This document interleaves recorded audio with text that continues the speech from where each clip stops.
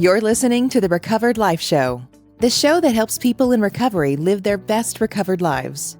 And here is your host, Damon Frank. Welcome back to another episode of Recovered Life. I am here with my favorite life and recovery strategist, George Snyder. How you doing, George? I'm well, Damon Frank. Good to see you. Good to see you. Exciting topic today. We're talking about slowing down. How hurrying up can hurt your sobriety.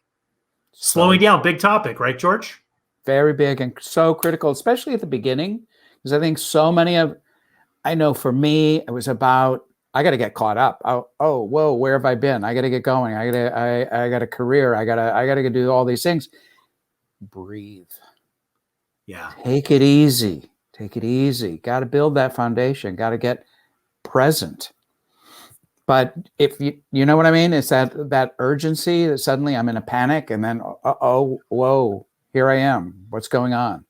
You know, originally when we thought about this topic, I thought, wow, this is really great for people who are new in sobriety, but it's actually also really great for people who have been in sobriety for a long time, been in recovery for a long time, because sometimes you have a breakthrough and you realize, oh, I don't want these type of relationships, or I don't want to eat this type of food. And then you feel it's all or nothing. You got to do everything all at one time.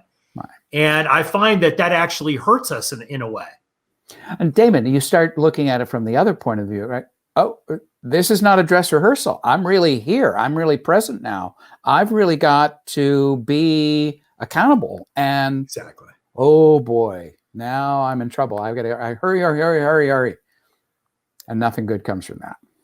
Yeah. What are some of the tips that you would say about the mental process that you go through when you feel that initial, oh, I got to do this right now?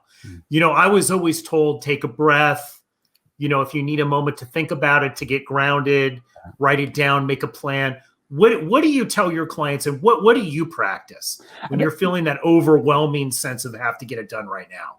I think there's some helpful self-talk.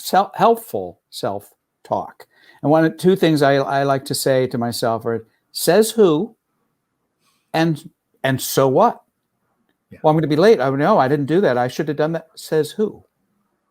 Well, I got to get this done right away because, you know, look at this. And now I've been sober for a while. Now I'm going to be, and then so what? You know, I mean, and again, that what we used to say in the old days when things had dials is just turn it down, turn down the volume.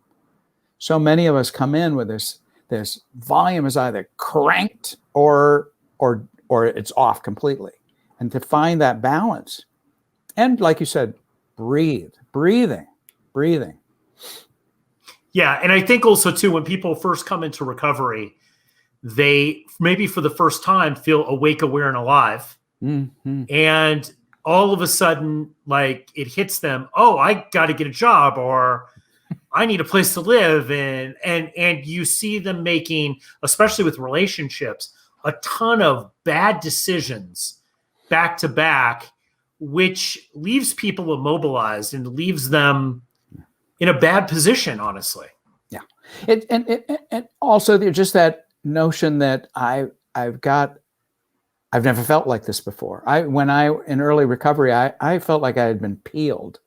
You know, I was so hyper aware for the first time in my life, paying attention to what was around me or the people around me. And so painful. And of course, to get out of that pain, and I didn't have anything. So the temptation to be very busy, you know, I'd drink a lot of Diet Coke, smoke a lot of cigarettes. I could feel like I'd had a very busy day and hadn't actually done anything. So that impulse to quick fill it up, just to be quiet and be present, that was tough. That required practice. You know, I also found that too, a lot of the times what happens is when people get into early recovery, especially in early recovery, they think that the thing that they need is the thing that's going to fix them. So they focus on, okay, I've got to get that job. I got to fix that relationship. I've got to get a relationship. I've got to get into this new house that I want, this new apartment. And really, it is just a way to be able to put off the real work that they have to do in recovery, because they're substituting it. It's like, if I can hurry and get this done, then once this is done, then I'm going to be fixed. And you find that too is an illusion you then achieve that thing, you get that car, you get that house, and it doesn't fix what's happening. Oh, Damon, that I gotta fix it, because for most of my life I was trying to do exactly that. And then it's like someone said, there's nothing to be fixed. And it was, but oh, you don't understand. There's nothing to be fixed. Just take a breath, slow down, be present. But I didn't want to be present, hadn't been present for most of my life. So to suddenly do that, it required a taking a breath. And of course, goals, I found out then, goals are only interesting as long as they're goals. Once you've achieved that, then it's like, oh, that didn't fix me. Exactly. Right? I had a business associate that told me, most good things that you want happen slowly. Bad things happen quickly. Oh no, I just got run over by a car. Things like those things happen quickly. And to have it go slow, to wish that things would unfold slowly, I think is the way to deal with it. Now, not all things are going to unpack slowly, as we know, right? Some things are thrust upon you and you have to deal with them. But I think the idea of our mindset in recovery of hurry, so I don't have to slow down, enjoy anything, taste the food, smell the flowers. I'm just going to move on to the next thing. That too is an illusion and an addiction in itself. Right. I had a teacher that I said I was bored, and he said, good. He said, because when you're in crisis, and a lot of us come in crisis. We had real problems now to fix.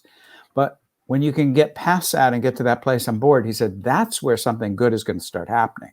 Because now we can work. In crisis, you're just going to take, an impulse. Hurry, get out of the way of that car. That bus is going to run you over. The train is coming. But when you get bored, when you can slow down, which is to say, just slow down where there's not a state of crisis, then you get to say, oh, wait a minute. What do I want to do? What does make sense? And we can, again, that slowing down, that slow good rather than that quick hurry anything. Right? Yeah. I think if we're going to wrap this whole episode up into one takeaway is slow down. There's no fire, right? There's going to be plenty of time to be able to kind of deal with things and to pace yourself. And I think one of the things that I got from you is just the, learning the process, that understanding that having to apply slowing down is part of recovery. Yeah, it's part of healing. Absolutely. There's nothing to fix. Just calm down. And George, great episode. And good to see you, Damon. Thank you. Good to see you. Thank you so much. And for all of you, slow down.